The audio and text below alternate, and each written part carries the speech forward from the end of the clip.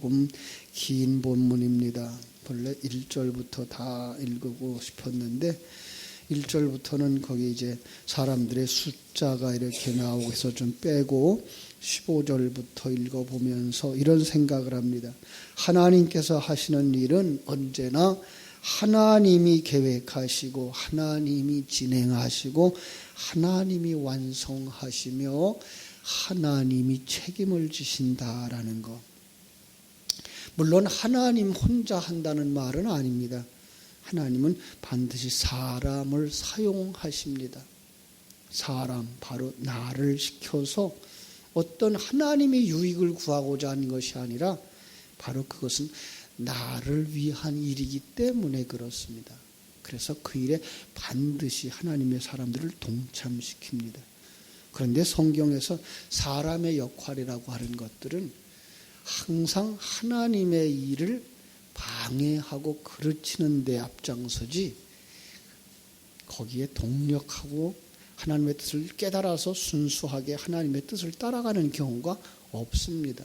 왜냐하면 타락한 존재요, 타락한 본성을 가진 자들이기 때문에 그렇습니다. 그래서 성경을 읽을 때 우리는 하나님께서 계획하신 일을 볼 수 있어야 되고 그 속에 인간이 타락한 모습을 읽어낼 수 있어야 되며, 그럼에도 불구하고 하나님이 그 속에서 하나님의 사람들을 세우셔서 때로는 말씀을 주셔서 예수 그리스도의 개입이죠.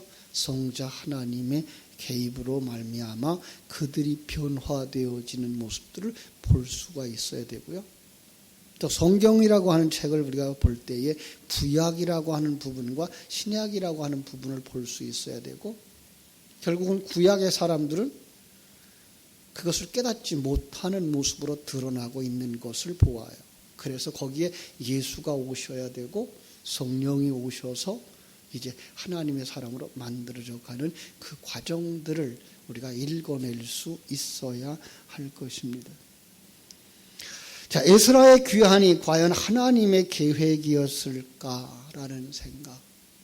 그 다음에 아니면은 물론 엄밀한 의미에서는 모든 역사 흐름이 하나님의 일하심이고 성경에 기록된 것이 하나님의 그 뜻하심이었기 때문에 그것도 우리에게 무언가 보여주기 위한 하나님의 계획이었다라는 엄밀한 의미에서 할 수 있습니다만은 때로는 그 속에서는 타락한 인간의 모습을 보여주는 것을 우리가 볼 수 있습니다. 아주 쉬운 예로 이런 거죠. 다윗이 왕궁을 짓고 다윗이 성전을 건축하려고 했다가 준비만 했지 그는 성전을 건축하지 못하죠. 솔로몬에 의해서 성전이 건축되어져요. 솔로몬에 의해서 성전이 건축된 것으로 실상 성전 건축의 일은 일단락 돼버려요. 그 후에 솔로몬이 왕궁을 어마어마하게 크게 짓죠. 그것부터 보여주는 것이 인간의 타락의 모습이에요. 그래서 결국은 나라가 갈라지고 열왕들에 의해서 점점 부패해지고 멸망되어지고 포로로 잡혀가는 이런 그림. 그래서 바벨론 포로에서 70년 동안의 생활을 통해서 이제 다시 하나의 그림을 그려주는데, 이게 타락한 인간의 세상, 애굽의 모습이고 바벨론의 모습이고 이게 타락한 우리의 모습이고, 거기서부터 다시 회복되어져서 성전을 건축하는 것, 우리를 성전으로 만드시는 것이 하나님의 계획이기 때문에 성전을 건축하는 것까지 하나님이 일하시는 모습을 볼 수가 있습니다. 결국은 이 에스라서에서도 스룹바벨 성전이 완성되는 것으로 성전 완성은 끝납니다. 그리고 다시 인간이 타락한 모습들이 보여지는데 거기에 에스라가 느헤미야가 나오고 있는 것이고, 그리고 이 신구약 중간기라고 말하는 400년의 암흑기가 시작되는 것이죠. 이걸 통해서 뭘 보여주는 거죠? 이걸 통해서 예수가 오셔야만 했던 이유를 성경은 우리에게 펼쳐 보여주는 거죠. 바로 그런 면에서 오늘 우리가 에스라서에 나오는 인물들과 사건들을 볼 수 있어야 된다는 거죠. 보통은 이제 우리가 70년 만에 돌아온다라는 이야기를 해요. 그죠? 70년. 어떻게 계산해야 70년이 될까요? 에레미야서 25장에 보면은요, 상당히 많이 강조하고 있는 것이 70년이에요. 25장에 보면은 이런 얘기가 있어요. 느부갓네살 왕을 불러다가 이스라엘이 범죄하면 이 바벨론의 느부갓네살 왕을 불러다가 이 땅의 주민을 진멸할 거다. 그리고 이 민족들이 70년 동안 바벨론의 왕을 섬길 것이다. 여기서 70년 동안이라는 강조하고요. 계속해서 말하면서 이제 포로 생활 70년이 지나면 바벨론이 망하고 폐허가 될 거다라고 말하고 70년이 차면 선한 말을 성취해서 너희를 이곳으로 돌아오게 하리라 그래. 계속해서 70년을 강조해요. 그런데 숫자적으로 보면은 70년이라는 숫자를 찾기가 상당히 어려워요. 왜냐하면 1차적인 포로 시간, 2차적인 포로 시간, 3차적인 포로 시간과 귀환하는 날짜들을 아무리 계산해도 70이라는 숫자가 잘 안 나와요. 그런데 성전이 무너진 시간에서부터 성전이 완성된 시간까지 따지면 꼭 70년이에요. 그래서 하나님은 이 70년의 세월 속에다가 옛 성전을 헐어버리고 새 성전을 완성하시는 하나님의 일하심이 이렇게 그려져 있구나라고 하는 것을 알게 하시는 것이다라는 걸 알 수가 있습니다. 그렇습니다. 2차 포로가 586년에 그리고 586년에 성전이 파괴됩니다. 그리고 48년 후에 이제 첫 번째 스룹바벨과 예수아를 중심으로 포로가 돌아옵니다. 그리고 그 이듬해에 성전 공사가 시작되어지고 그리고 이방 민족의 회방으로 말미암아 16년간 공사가 중단되어졌다가 학개와 스가랴의 사역을 통해서 이제 공사가 재개되어져 가지고 4년 후인 주전 516년에 성전 재건이 맺혀집니다. 그래서 586년에서부터 516년까지 그 기간을 이렇게 70년으로 보는 것이 맞다라는 생각을 하게 됩니다. 그것으로 하나님의 일은 끝난 겁니다. 그렇다면 이 586년으로부터 이 128년 후에 돌아오는 2차 에스라의 그 귀환, 142년 후에 돌아오는 이 느헤미야의 귀환은 어떻게 우리가 해석해야 될까라는 거죠. 그것은 이 종교적인 권세와 정치적인 권세를 등에 업고 출세하려고 나오며 더 나아가서는 유대교를 수립하고 정립하려고 하고 이스라엘이라고 하는 나라를 세우고 싶은 자들의 그 일함으로 보아야 된다라는 거죠. 그죠? 그래야만 그게가 이방 종교, 우상 종교가 되어버려요. 이방 종교와 다름없는 이방 유대인의 종교가 되어져서 누가 오지 않으면 안 돼요? 예수님이 오지 않으면 안 되는 상황으로 만들어 가고 있는 것을 볼 수가 있습니다. 자, 오늘 8장은 바로 그런 의미 있는 내용들을 다루어 주고 있습니다.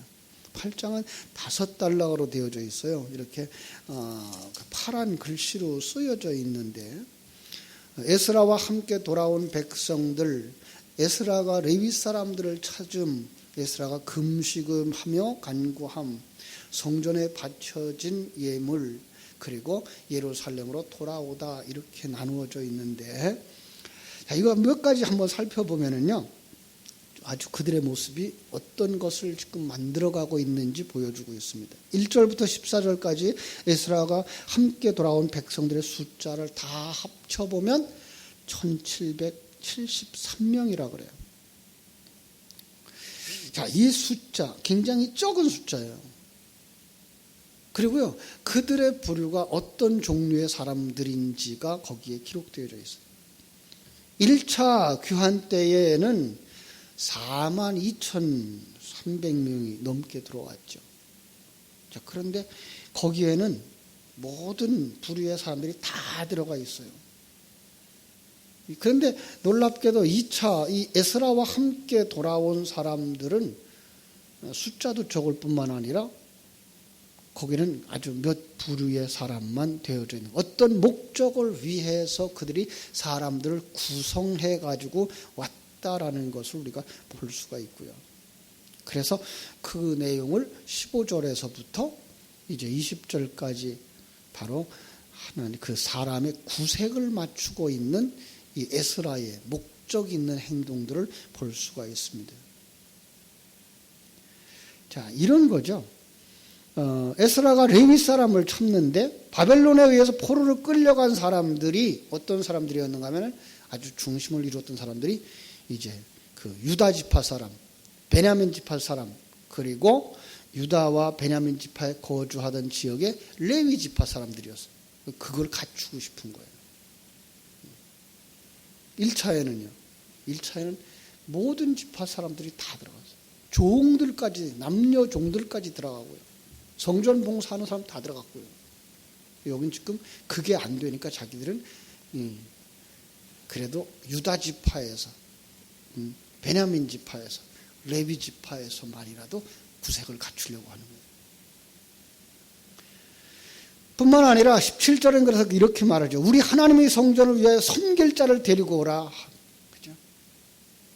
여러분, 성전에서 섬길 자는 이미 다 들어가 있단 말이에요. 근데 지금 데리고 가고 싶은 거예요. 그리고 그래서 그들을 지명해서 불러요. 그죠? 하나님의 일을 한다고 그랬으면 자원할 수 있도록 하든지 하나님의 방법이라 그러면 제비뽑기를 해서 가야 되죠. 그런데 이 사람은 지금 누군가를 이렇게 지명해서 인간적인 것으로 이제 끌어가는 모습을 볼 수가 있습니다. 뿐만 아니라 그가 지금 행동을 지금 누가 중심이 되어진 거야? 내가 중심이 되어 있어요. 이게 지금 이 이야기는 에스라가 이야기하고 있는 거거든요. 그런데 에스라가 금식을 선포합니다. 참, 이 바벨론에서 이스라엘까지 가려고 하면 몇 달이 걸려요. 그리고 그 험합니다. 물론 에스라나 거기에 아주 그 지위 있는 사람들이야 마차를 탔든지 하고 갔겠습니다만은 나머지는 어떻게 돼요? 나머지는 전부 다 등에 짐을 지고 걸어서 이동해야 하는 이런 상황인데 그걸 몇 달을 가야 되는데 그들을 금식을 시켜요. 여기에도 아주 이 에스라의 쇼맨십이 나타나는 거죠. 지금 그들이 금식했기 때문에 안전하게 도착했다라고 하는 걸 그려내고 싶은 거예요. 그러면 그들은 지금 사실은 어디에서부터 어디까지 가는 겁니까? 바벨론에서부터 이스라엘까지 가는데 지금 이 바벨론에서부터 이스라엘까지 나라가 전부 다 바사 나라예요. 그러니까 바사 나라 안에서 왕의 명령을 받은 충신이 그 일을 자기에게 맡겨진 큰 사명을 감당하기 위해 이 거리를 가는데 누가 그들을 해치겠어요? 아무도 손대지 못할 거 이미 에스라는 알고 있는 거죠. 그럼에도 불구하고 나아가서 이스라엘 속에 들어가서 유대인들 그들을 나는 이렇게 하나님의 힘을 입어서 여기까지 왔으니까 너희들은 내게 순종해라 라고 하는 그 권위를 드러내기 위해서 이렇게 쇼를 보여주는 거죠.